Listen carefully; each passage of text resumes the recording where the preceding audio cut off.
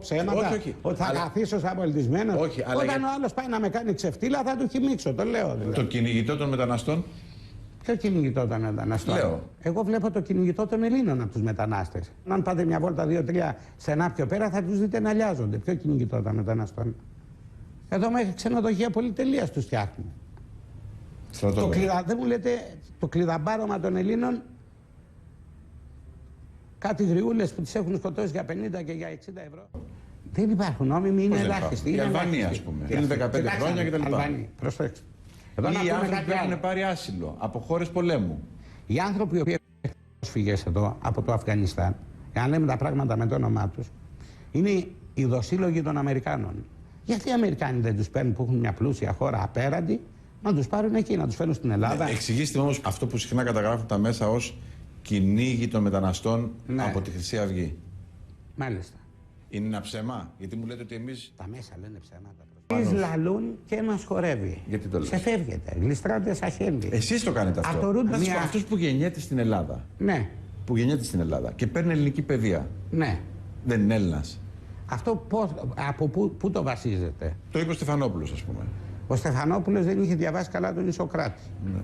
Εσείς αρνείστε ότι κάποιος που γεννιέται στην Ελλάδα. Ναι. Και πηγαίνει στο ελληνικό σχολείο. Ναι. Έτσι. Μετέχει δηλαδή της ελληνικής παιδείας. Ότι είναι Έλληνας. Όχι, για μένα αυτό δεν αποτελεί τεκμήριο. Αποτελεί τεκμήριο. Όχι, εξετάσει DNA. Το αν είναι Έλληνας στο αίμα και στην καταγωγή και στη συνείδηση. Τι σημαίνει αυτό?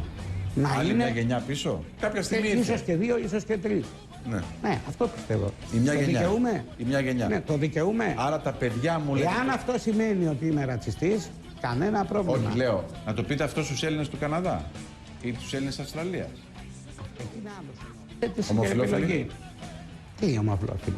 Υπάρχει κάποιο ειδικό μένος σε αυτό ή είναι. Ειδικό μένος, ναι. Δεν ξέρω. Οι ομοφυλόφιλοι είναι ένα μέρος της ελληνικής κοινότητας, δεν το θεωρώ φυσιολογικό. Παγίδα είναι το ερώτημα.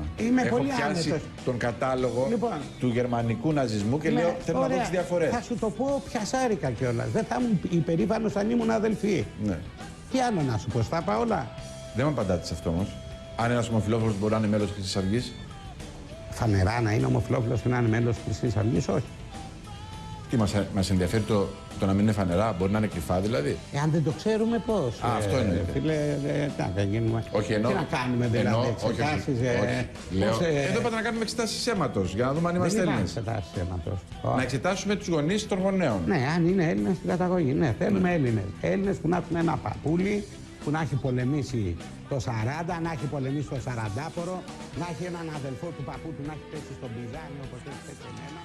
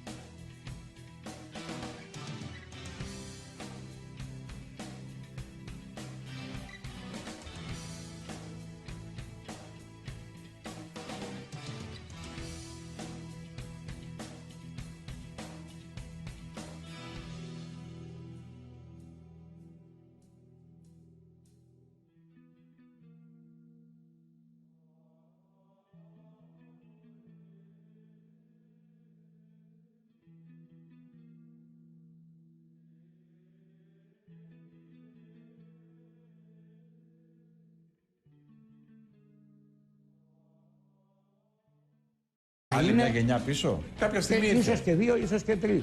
Ναι. Ναι, αυτό πιστεύω. Η μια γενιά. Δικαιούμαι. Η μια γενιά. Ναι, το δικαιούμαι. Άρα τα παιδιά μου λένε. Εάν αυτό σημαίνει ότι είμαι ρατσιστής, κανένα πρόβλημα. Όχι, λέω. Να το πείτε αυτό στους Έλληνες του Καναδά ή τους Έλληνες της Αυστραλίας. Εκεί είναι άλλο. Ομοφυλόφιλοι. Τι ομοφυλόφιλοι? Υπάρχει κάποιο ειδικό μένος σε αυτό ή είναι. Ενδεχομένως, ναι. Δεν ξέρω. Λοιπόν, φιλοφίλοι είναι ένα μέρος ελληνικής κοινότητας. Να κάνουμε εξετάσεις αίματος για να δούμε αν είμαστε Έλληνες. Εξετάσεις αίματος. Να εξετάσουμε τους γονείς των γονέων. Ναι, αν είναι Έλληνες στην καταγωγή. Ναι, θέλουμε Έλληνες. Έλληνες που να έχουν ένα παππούλι, που να έχει πολεμήσει το 40, να έχει πολεμήσει το 40πορο, να έχει έναν αδελφό του παππού του να έχει πέσει στον Πιζάνι όπως έχει πέσει εμένα.